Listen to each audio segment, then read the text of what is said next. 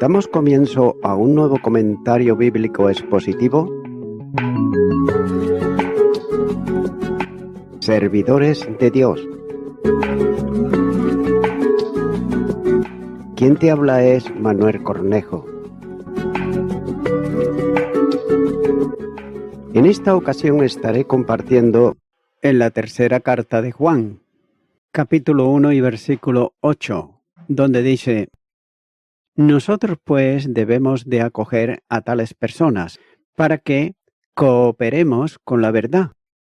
La referencia a la práctica de la hospitalidad y ayuda a los que sirven a pleno tiempo en el ministerio se reitera aquí nuevamente, pero con una demanda de obligación moral, según se aprecia por el uso del verbo que expresa la idea de deber, tener, obligación.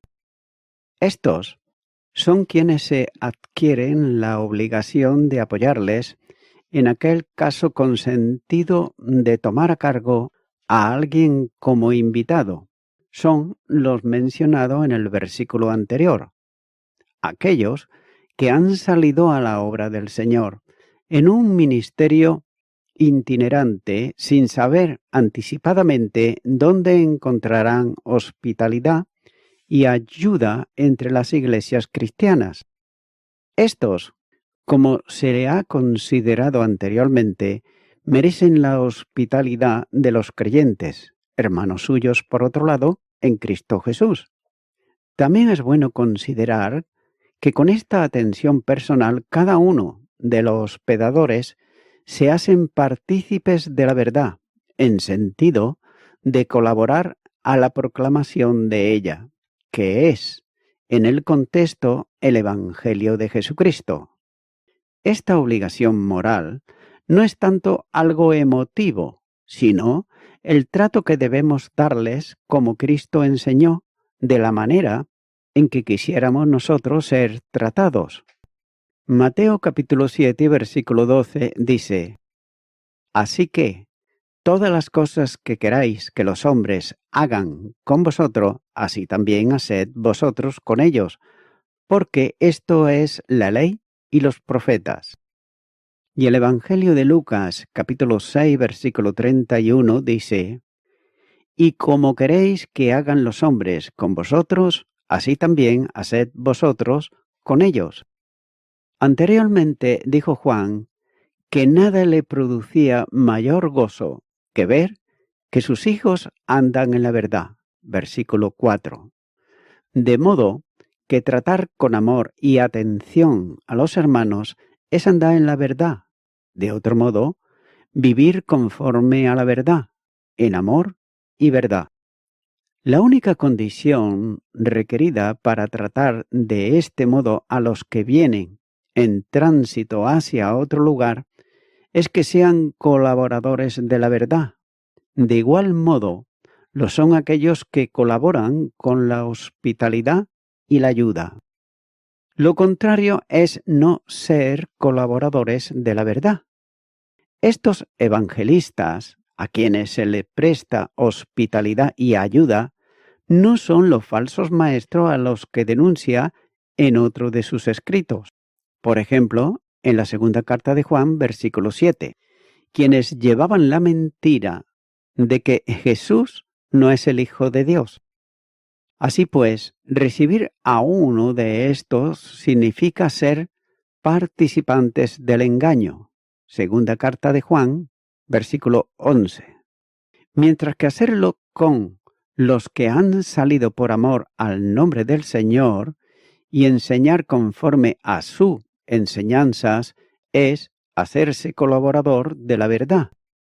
Continuar con el versículo 9, donde dice: Yo he escrito a la iglesia, pero Diótrefes, el cual le gusta tener el primer lugar entre ellos, no nos recibe.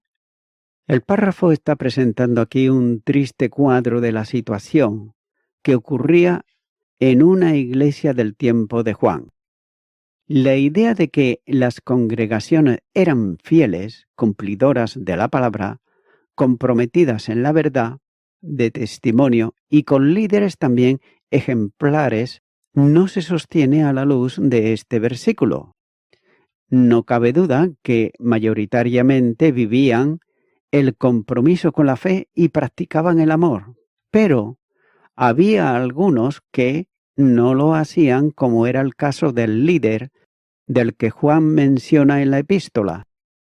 Este personaje al que se refiere se llama Diótrefes y era absolutamente contrario a Gayo, tanto en la conducta como también en carácter. Mientras que Gayo amaba a los hermanos y buscaba el bienestar de los misioneros itinerantes, Diótrefes, él se amaba a sí mismo. Pero posiblemente este era un líder en la iglesia de la que Gayo era miembro. El apóstol informa o recuerda la existencia de una carta que había escrito a la iglesia. En ese escrito no se conserva, tal vez porque Diótrefes la destruyó, para evitar así que la congregación conociera su contenido. En ella, con toda probabilidad, el apóstol daba instrucciones relativas a la atención a los misioneros que la visitaran. El uso del singular en la referencia a la iglesia puede también interpretarse de dos maneras. Por ejemplo, la primera se refería a una iglesia local. La segunda, a la iglesia en general, especialmente a las que estaban situadas en Asia Menor, donde Juan tenía un ministerio especial. En este segundo sentido estaría escribiendo a las iglesias en una de las cuales se producía el problema que se denuncia. Cualquier interpretación no tiene suficiente base para continuarla como única forma de entender el párrafo. Sin embargo, pudiera declinarse en base al artículo determinado, más bien por una iglesia de la que Diótrefes se había constituido como primado en ella y además ejercía su autoridad. Y note que Juan describe a Diótrefes como una persona amadora del primer lugar. El verbo es único en toda la Biblia.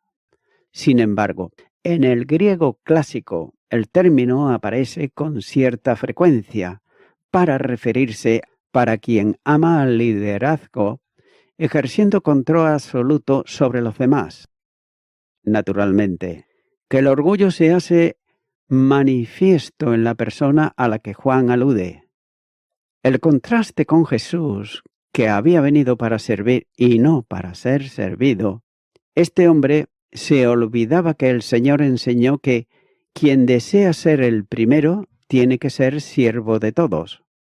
Mateo, capítulo 20, versículo 27, dice: «Y el que quiera ser el primero entre vosotros, sea vuestro siervo».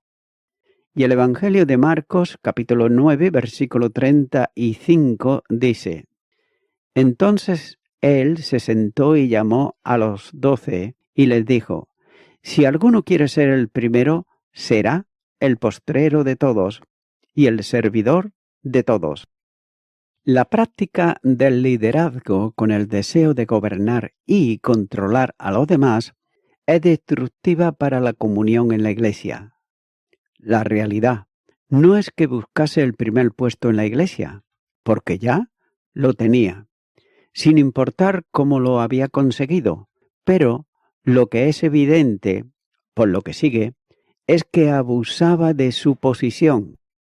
Y note que era tal el orgullo y también la arrogancia de Diótrefes que llegaba al punto de no reconocer la autoridad del apóstol, de modo que no nos recibe, en el sentido de no recibir a los misioneros recomendados por Juan.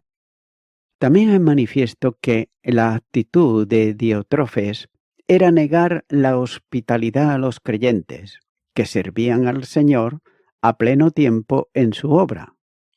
Ahora bien, el uso del pronombre personal nosotros, es decir, nos, en plural, incluía a Juan en el rechazo.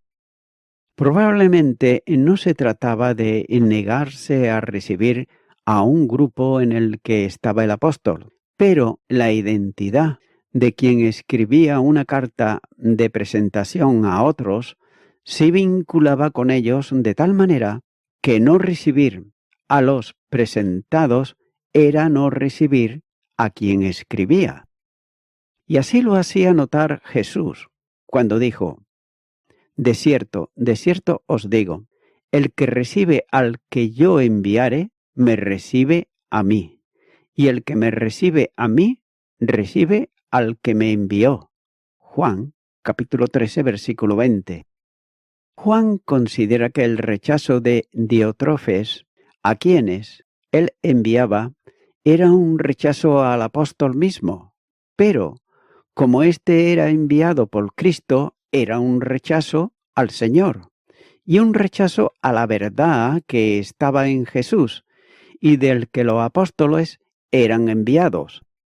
No es posible determinar cuál era la razón de semejante actuación por parte de Diótrefes, pero cabe hacer una suposición, y es que, a finales del tiempo de los apóstoles, comenzaba a aparecer la postura de mantener un líder único en cada iglesia local, lo que se llama obispado monárquico. Por tanto, pudiera ser que esta persona estuviese sosteniendo esa idea de gobierno eclesial y se consideraba como el líder único de aquella congregación. Esto da paso a un segundo problema, y es la idea de la independencia de la iglesia local, asunto que se mantiene en el tiempo y perdura entre las llamadas iglesias evangélicas conservadoras, ya que ambas cosas, el gobierno único y la independencia de cada iglesia local, no tiene base bíblica. El gobierno plural es una enseñanza doctrinal de manera que el apóstol Pablo establecía ancianos plural en las ciudades. Tito, capítulo 1 y versículo 5 dice: por esta causa te dejé en Creta, para que corrigieses lo deficiente y establecieses ancianos en cada ciudad, así como yo te mandé. Por otro lado, la iglesia local es individual. No necesita la asistencia de otras para poder vivir la vida eclesial y cumplir la comisión de evangelizar, pero nunca es independiente, por cuanto es la iglesia de Cristo en la tierra.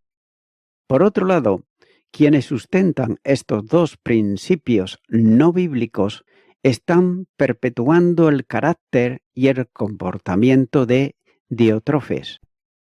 En general, tanto en el caso del personaje de la epístola como en los seguidores suyos en el día de hoy, quienes como él aman tener el primer lugar, deseando la preeminencia para sí, ponen de manifiesto la raíz del problema, que es el pecado de orgullo, ambiciosos, de posición y de poder.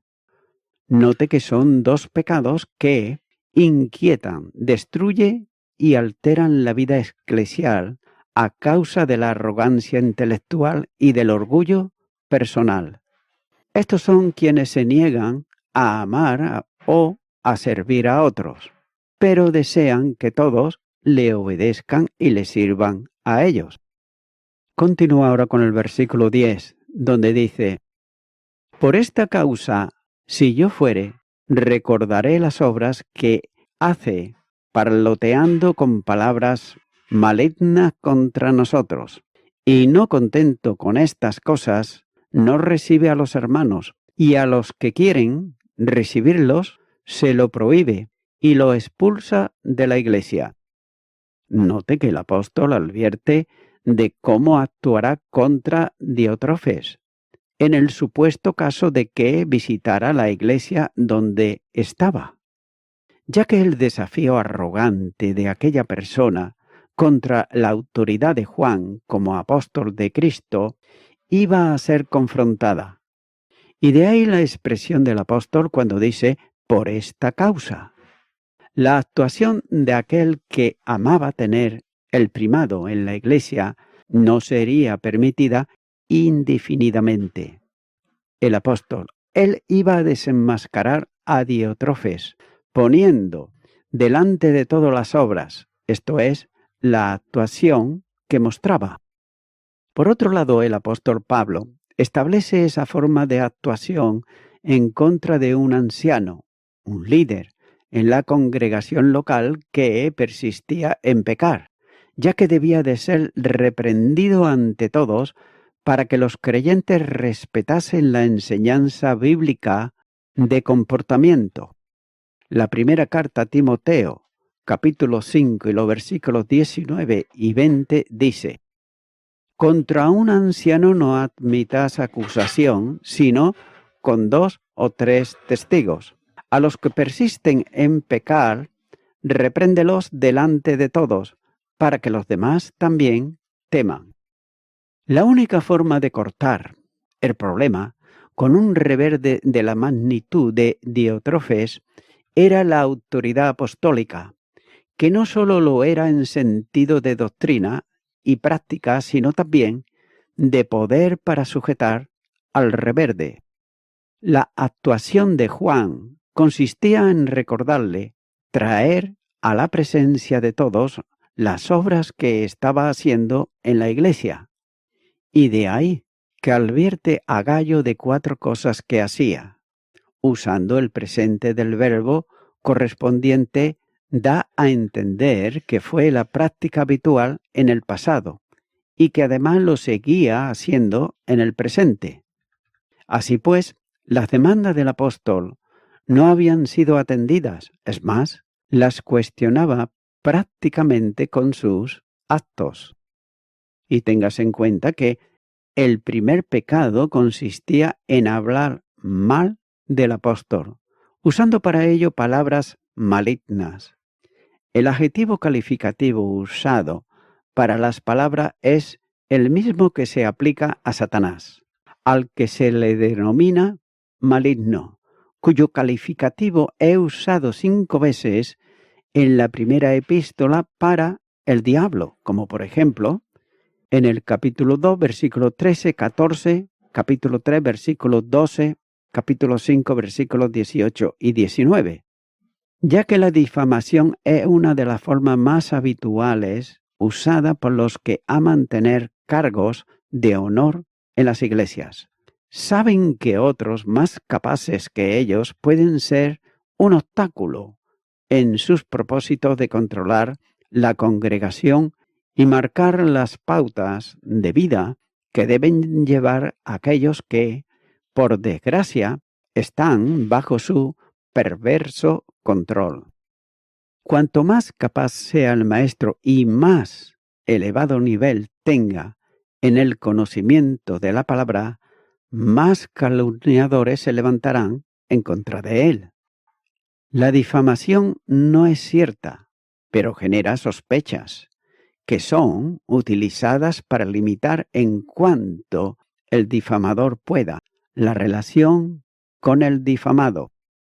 Estos instrumentos de Satanás han conseguido con el espíritu del maligno levantar sospechas sobre grandes maestros bíblicos, apartándolos del área de influencia suya. Son sospechas generadas por las malignas palabras que causan daño a las iglesias, ya que el ministro al que se difama siempre goza de la protección de quien lo llamó al ministerio. Nótese que el apóstol dice que Diótrefes, por medio de sus palabras, que la Reina Valera traduce como parloteando, y que es usado solamente aquí en todo el Nuevo Testamento. En otros lugares aparece otra que se traduce como palabras chismosas, en la primera carta a Timoteo, capítulo 5 y versículo 13. El chisme, y por tanto el chismoso, es condenado ampliamente en la Escritura, como por ejemplo en el Antiguo Testamento en Proverbios capítulo 10, versículo 19. y en el Nuevo Testamento en Romanos capítulo 1 y versículo 29. Dentro de este uso maligno de las palabras entra de lleno la calumnia, que del mismo modo es condenada por Dios, como señala también Levíticos capítulo 19 versículo 16 y el Salmo 15 versículo 3. Pero el grave problema de este pecado es que en ocasiones cuestiona y pone en duda la conducta personal que el calumniador ya no puede devolver. Miles de grandes creyentes maestros de la palabra han sido objeto de parloteos, de chismosos, malecientes y calumniadores, produciéndoles daño no solo para su ministerio, sino para su imagen personal. Los más dados a estos son los que, amando tener el primado, buscan ansiosamente elevarse a sí mismos para controlar y esclavizar a los creyentes. No interesa a estos que un maestro bíblico presente las verdades bíblicas. Tampoco le interesa la obediencia a la Escritura, porque la quebrantan consciente y voluntariamente. Son fanáticos de la verdad, pero niegan, sin embargo, el amor. Son también denunciadores del pecado, según su malvado criterio, pero practicado por ellos día a día en la maledicencia. Note que las acusaciones de Diótrefes contra Juan eran perversas, falsas y calumniadoras, como las de sus herederos en el día de hoy. Diótrefes veía a Juan como una amenaza para sus propósitos y proyectos de endiosamiento personal, atacando con cuanto le era posible al apóstol de Jesucristo. Así también fue atacado el apóstol Pablo por los falsos maestros en Corinto, como señala la segunda carta a los Corintios, capítulo 7, los versículos 2 y 3. Así también son atacados los maestros de la palabra en el día de hoy. Sin embargo, la responsabilidad pecaminosa que tienen los que parlotean contra quienes predican la verdad no está en ellos solo, sino en los que atienden a sus insidias. Tanto pecado tiene el maliciente como el que escucha la maledicencia. El segundo cargo que formula el apóstol Juan contra Diótrefes es que, no contento con atacar a Juan, se negaba a obedecer las instrucciones que había recibido para la hospitalidad y ayuda de los misioneros que Juan había encomendado a la iglesia. Para él, eran un problema que amenazaba su propósito de liderazgo y por tanto no lo recibía, porque era obedecer, subordinarse, sujetarse a la autoridad del apóstol, ya que las instrucciones bíblicas de hospitalidad estaban en los escritos bíblicos y en la enseñanza no solo de Juan, sino en otros apóstoles, como por ejemplo en Romanos, capítulo 12, versículo 13, y Hebreos, capítulo 13, versículo 2. Así pues, Diótrefes era culpable de desobediencia al mandato establecido. Cuando no recibía a los enviados por Juan, negándoles lo necesario, estaba obstaculizando la realización de la obra de Dios. Y un tercer problema denunciado es un ejercicio despótico de autoridad, de manera que quienes, sensibles a la enseñanza bíblica y consecuentes con la verdad, querían prestar hospitalidad a los hermanos que venían de otro lugar, se lo prohibía. Ahora bien, ¿quién es un líder en la iglesia para prohibir algo a un creyente, sobre todo cuando era no solo lícito, sino también bíblico? Sorprendería saber cómo este abuso de autoridad está presente en algunos líderes de la iglesia en el día de hoy. ya que hay supuestos líderes que simplemente son dictadores que se atreven a prohibir a jóvenes estudiar una determinada carrera universitaria. Otros no permiten un matrimonio entre miembros de distintas denominaciones.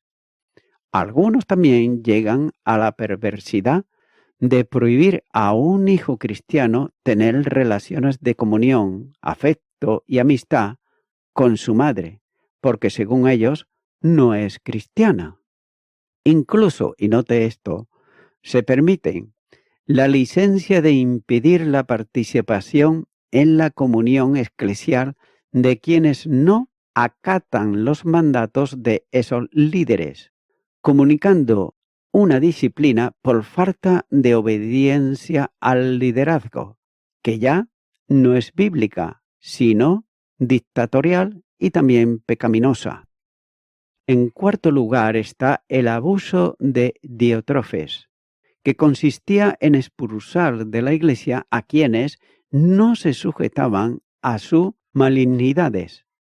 El perverso guardaba celosamente su persona ante cualquier atisbo de rebeldía en contra de él. No cabe duda que debía de tener amedrantada a la iglesia, de modo que nadie osaba poner coto a esos desmanes. Algunos suponen que Gallo era uno de los que habían sido expulsados, por lo que Juan le informa por carta de la situación que ocurría y de la que tal vez no estaba plenamente informado. ¿Acaso esa es la causa por la que Juan le exhorta a persistir en la hospitalidad que, por otro lado, Diótrefes prohibía? Sorprende, por otro lado, también que no haya una abierta oposición y acción en contra los que son como ese hombre en las iglesias en el día de hoy. En ocasiones, no se enfrentan estas situaciones por una mal entendida tolerancia, de manera que para que no se produzcan separaciones o divisiones, se permite que arrogantes como estos sigan copando a sus anchas en las congregaciones sin que nadie, por otro lado, los eche a ellos de las iglesias que tienen que sufrir sus desatinos. Y Juan da el ejemplo que el liderazgo de hoy debiera de asumir como comportamiento con los que aman tener el primado, que es enfrentarse a ese pecado por el bien de la Iglesia y la gloria de Jesucristo. Y voy concluyendo con esto. Diótrefes, al parecer, era un líder en su congregación, pero alguien a quien el liderazgo se le había subido a la cabeza. En lugar de proceder como un siervo de Dios, de acuerdo con las enseñanzas de Jesús, se había convertido en un tirano, en un dictador abusivo. Amigo y amiga oyente, esto suele pasarle a algunas personas que cuando tienen la menor oportunidad de acceder a un puesto de responsabilidad, se transforma. Se vuelven dictadores, opresores, vanagloriosos, etcétera, etcétera. Pero lo malo del caso es que estos no se dan cuenta a ellos mismos, porque son así, y nada más. Ni tampoco se dan cuenta de que por encima de ellos hay otros que son más poderosos que ellos, y luego hay otros más poderosos. Es por eso que, mi amigo, mi amiga oyente, siempre hay alguien más poderoso hasta llegar a la cima, que es Dios, que es el que controla todas las cosas y al cual debemos todas las personas que rendir cuentas, tarde o temprano. Es por eso que, mi amigo, mi amiga oyente, yo te animo ahora, en esta hora, que tú vengas a Cristo Jesús, que tú te pongas a cuentas con Dios y que tú le recibas a Jesucristo, que es el único que te puede reconciliar con Dios. Te puedo guiar en una oración de fe y para ello te invito a que ahora repitas conmigo esta oración que voy a hacer, sencilla y cortita. Sígueme. Señor Jesucristo, vengo ante ti en esta hora, porque ciertamente, como este hombre Diótrefes, quizás no tanto, pero en el trabajo, en casa, en cuanto tengo ocasión, se levanta ese hombre dentro de mí, o esa mujer dentro de mí. Por ello ahora quiero pedirte perdón por todos mis pecados. Te abro mi corazón y te recibo como mi Salvador. Y te pido que me cambies por una persona normal, corriente, sencilla y humilde, que sepa compadecerse con los que sufren, con los que tienen necesidades, y que esté dispuesto a servirte a ti todos los días de mi vida, en tu nombre. Amén.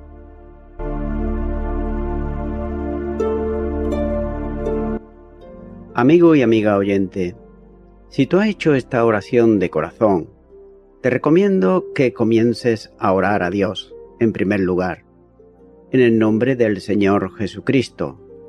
Orar a Dios no es rezar, sino que es hablar con una persona. También te recomiendo que leas la palabra de Dios y lo hagas a diario. Comienza, por ejemplo, con el Nuevo Testamento. Y también, por último, te recomiendo que para que puedas crecer espiritualmente, te congregues en una iglesia cristiano-evangélica, donde se predique, se enseñe y se practique la sana doctrina y la palabra de Dios. Congrégate ahí y con el tiempo podrás crecer espiritualmente y también servir al Señor Jesucristo. Que Dios te bendiga. Y a toda la audiencia, nuevamente ya me estoy despidiendo de todos ustedes y será hasta el próximo programa. Que Dios os bendiga a todos.